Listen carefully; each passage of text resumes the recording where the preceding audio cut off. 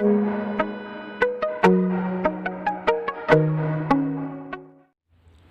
मेरे प्यारे बच्चों, कैसे हो आप सभी। आई होप अच्छे होंगे। बच्चों, आप सभी मेरे अपलोड किए हुए वीडियोज़ को कंटिन्यू देखते रहिए और वीडियो को स्किप बिल्कुल ना कीजिए, क्योंकि बीच बीच में कई इम्पॉर्टेंट चीज़ भी बताई जाती है। अभी तक हमने सूरदास के पद, राम लक्ष्मण परशुराम संवाद, कुछ इम्पॉर्टेंट MCQs भी कर लिए हैं और आज हम पढ़ेंगे अट नहीं रही है। इससे पहले वाला वीडियो था हमारा उत्साह, जो निराला जी का है, और आज जो पढ़ने जा रहे हैं वो भी उन्हीं की लिखी हुई कविता है। तो आइए बच्चों, चैप्टर शुरू करते हैं। इससे पहले आप सभी हमारे चैनल को सब्सक्राइब करके बेल आइकन प्रेस कर दीजिए। तो चलिए स्टार्ट करते हैं। बच्चों, इस कविता के जो कवि हैं सूर्यकांत त्रिपाठी निराला जी, इन्होंने फागुन यानी इसे बसंत ऋतु कहते हैं।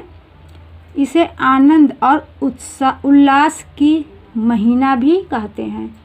इस महीने में न ज़्यादा ठंड होती है और न ही अधिक गर्मी। तो निराला जी ने इस कविता में फागुन महीने की सुंदरता को अपने शब्दों में व्यक्त किया है।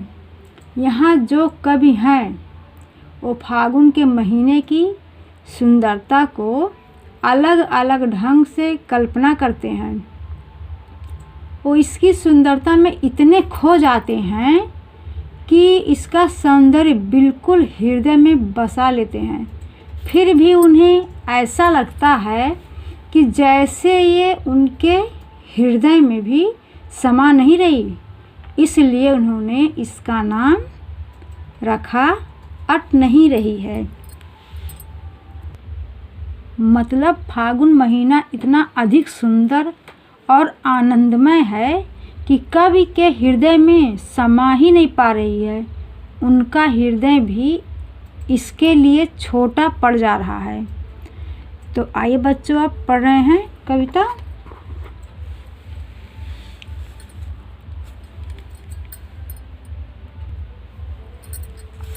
अट नहीं रही है, कविता है।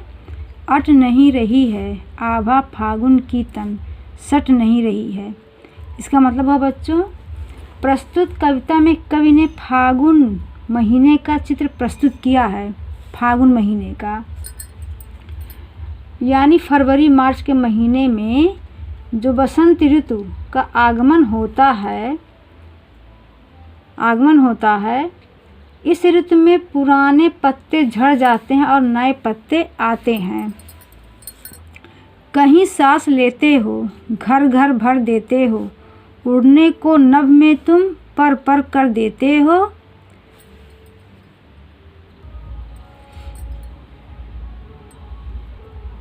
मतलब चारों तरफ हरियाली हरियाली है और हर घर के आसपास केवल रंग बिरंगे फूल ही दिखाई दे रहे हैं। मतलब इस मौसम में जहाँ भी देखो वहाँ हरियाली ही हरियाली होती है।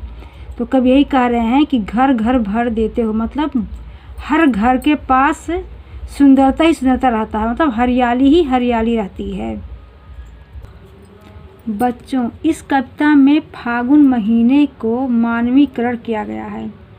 मतलब इसे एक मनुष्य की भांति वर्णन किया गया है। मानवीकरण का अर्थ होता है निर्जीव चीज़ों को सजीव की तरह बनाना।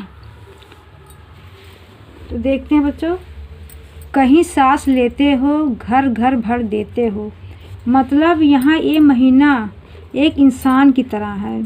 जैसे एक इंसान सांस लेता है, उसी प्रकार ये जो फागुन महीना है ये भी कहीं सांस लेते हो, सांस ले रहा है।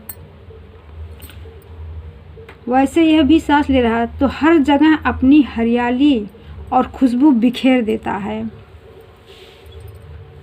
घर घर भर देते हो, इसकी सांसें इतनी खुशबूदार है कि बिल्कुल वातावरण खुशबूदार हो जा रही है और घर घर इसी खुशबू से भरा जा रहा है।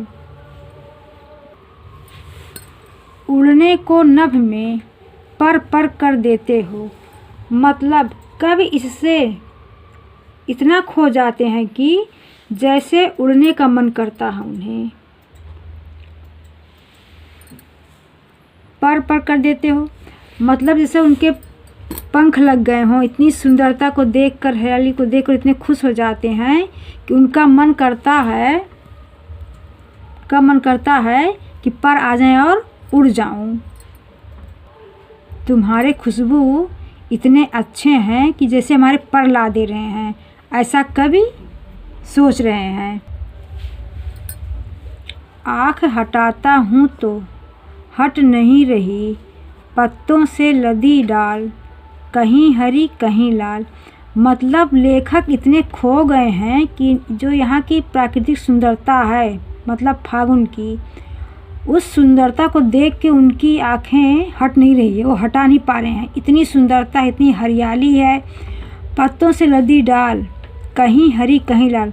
और जो आसपास जो पेड़ पौधे के पत्ते हैं इतने खूबसूरत लग रहे हैं कि लेखक एकदम उसमें खो गया है। वो सोच रहे हैं कि पत्तों से लदी डाल, कहीं हरी कहीं लाल। मतलब पत्तों से डाल बिल्कुल लदी हुई है और कहीं हरे पत्ते कहीं लाल पत्ते हैं। मतलब दो कलर के पेड़ बड़े ही मनमोहक लग रहे हैं। कहीं पड़ी है उर में मंद गंध पुष्पमाल। मतलब कवि के हृदय में, उर मतलब होता है हृदय में, कहीं पड़ी है उर में मतलब कवि के हृदय में मंद गंध पुष्पमाल।